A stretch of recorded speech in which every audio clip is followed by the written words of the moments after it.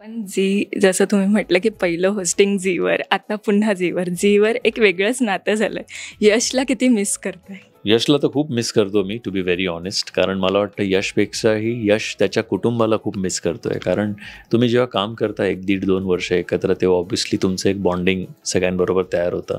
आणि जेव्हा तुम्ही बघता की प्रेक्षक पण एवढे इन्व्हॉल्व झालेत की आजही ते तुम्हाला यश म्हणून बघतात आणि तुम्हाला यश म्हणून त्यांना अजून बघायचं आहे, तेव्हा खरंच असं वाटतं की आपण परत काही ना काहीतरी करायला हवं. आणि झी बरोबर माझं नातं खूपच जुनं आहे. म्हणजे मी मॅक्झिमम टी व्हीवर जे काम केलं आहे ते मी मॅक्झिमम झीवर केलं आहे, हिंदी असो किंवा मराठी असो. So there is definitely a special bond with Zee. आता इथेच थांबते. फक्त शेवटचं एक विचारते, की होस्टिंगचा आदर्श कोणाला मानता आणि जाता जाता प्रेक्षकांना काय सांगा?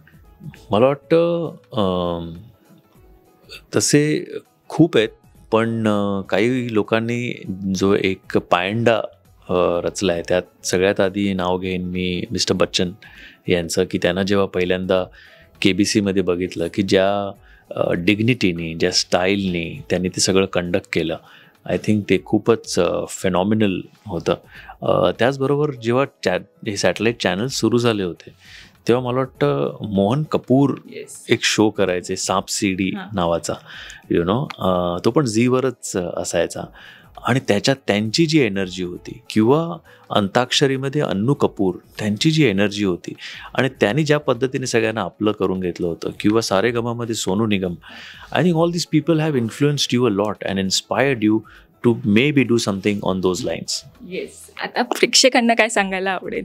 चल भावा सिटीत. बस त्यांना एवढंच सांगेन की तुम्ही शो बघा, कारण तुम्हाला पहिल्या 2 एपिसोडमध्ये मजा आली आहे, तर पुढचे एपिसोड्स तर अजून रंगतदार असणार आहेत. आणि आपले गावरान ब्रो जे सगळे आहेत ते सिटी सुंदरींबरोबर मिळून ज्या काय पद्धतीने सगळ्या टास्क करतायत ते बघून तुम्हाला नक्कीच मजा येईल.